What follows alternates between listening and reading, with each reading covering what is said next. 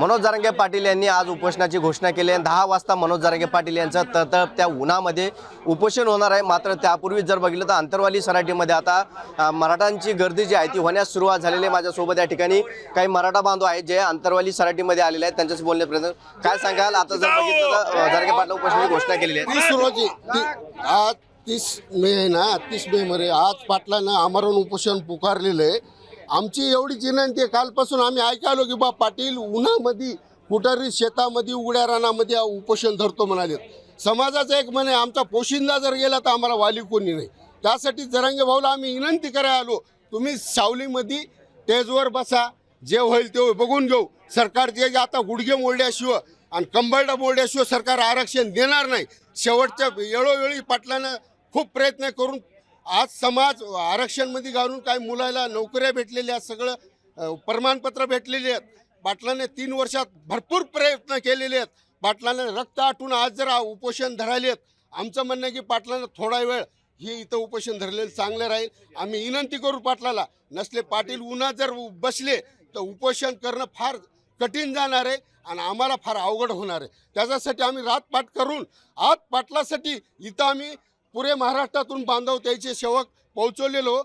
एवढीच विनंती पाटलाला, आमची विनंती स्वीकारावं। जय जिजाऊ जय शिवराय। काय सांगा, मनोहर आनंदराव पाटील, मुक्काम पोस्ट मुंगू, तालुका औसा, जिल्हा लातूर। मी चलत तिथून आलेला आहे। कारण काय, माझ्या मनोज दादाचे जे मी काल पेपरला विचार ऐकलो की मी भर उन्हामध्ये, भर ऊन राहू, पाऊस राहू, अवकाळी पाऊस राहू, थंडी वारा काही मी अन्न घेणार नाही, पाणी घेणार नाही आणि बाज टाकून मी उन्हात बसणार, काही मंडप शामियाना काही नाही।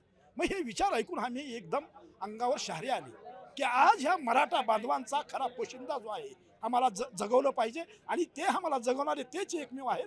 तर त्यांना एक माझी विनंती आहे की आपण उपोषण करता। काय सांगाल, तुम्ही कुठून आल्यात? आम्ही लोहा तालुका, नांदेड जिल्हा। आमची एकच विनंती आहे दादाला की उन्हामध्ये उपोषण न करता सावलीमध्ये करावं आणि उपोषण नाही केलं तरी चालेल। दादाने आम्हाला कुठलाही आदेश द्यावा, आम्ही तो आदेश पाळायला तयार आहेत। महिला देखील आल्या होत्या, काय सांगाल ताई, आंदोलनस्थळी आल्यात, काय वाटतं? मला आज म्हणजे मी सोलापूरहून आले आहे, बार्शीवरून। मी सुद्धा माझं एक तहानं बाळ घरी सोडून आले, कारण दादा जर मराठ्यांसाठी जर उन्हात असल्या रखरखत्या उन्हामध्ये किंवा पाऊस आहे, समजा वारं आहे, कावदन आहे, भरपूर काही होत आहे, तर आपले दादा जे आहेत ते आपल्यासाठी म्हणजे मराठ्यांसाठी बसलेले आहेत। तर मी सुद्धा माझं तहानं बाळ सोडून दादांना पाठिंबा देण्यासाठी इथं आले आहे। तर मला वाटतं की दादांनी आपलं सावलीत शांततेचं केलं तर सरकारला काय इशारा असेल? मला वाटतं की सरकारने दादांची मागणी पूर्ण करावं। दादांचं काय असं मागणं नाहीये किंवा काही ते मागत नाहीत तुम्हाला जास्त, फक्त मराठ्यांसाठीच ते झगडत आहेत। तर त्यांची सगळी इच्छा पूर्ण करावी एवढंच माझं म्हणणं आहे फक्त सरकारला। बाबा काय सांगाल, कुठून आलेत, काय तुमच्या? लातूर जिल्हा औसा तालुका, लातूर जिल्हा औसा तालुका तेथून आलो आहे मी। मनोज दादा जरांगे सोबत आम्ही 2 बारे मुंबईला गेलो, तरी आरक्षणाच्या अर्ध्या हैदराबाद गॅजेट निघून बी आम्हाला नोंदी भेटत नाही त्या। म्हणजे आम्ही करायचं काय? आमच्या लेकराबाळा शिक्षण होऊन तरी देखील आमच्या लेकराला कुठं नोकरी भेटत नाही, काय भेटत नाही, काय करायचं? आम्ही शेती बघायला गेली थोडी शेतीवर उदरनिर्वाह आमचा होईना झाला, आम्ही कसं जगायचं? आमची मुलं बाळं कशी जगायचं?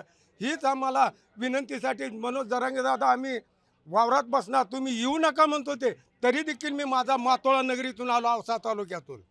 नक्कीच जर पाहिलं गेलं तर आंतरवाली सराटीमध्ये जे आहे ते मराठा समाजाची गर्दी दाखल झाली आहे। मनोज जरांगे पाटील यांनी उन्हात उपोषणाला बसू नये अशी विनंती जी आहे ते आता या ठिकाणी आलेल्या मराठा समाजाकडून करण्यात येत आहे। कॅमेरा पर्सन संतोष शिरसाटसह विजय चिडे, आंतरवाली सराटी।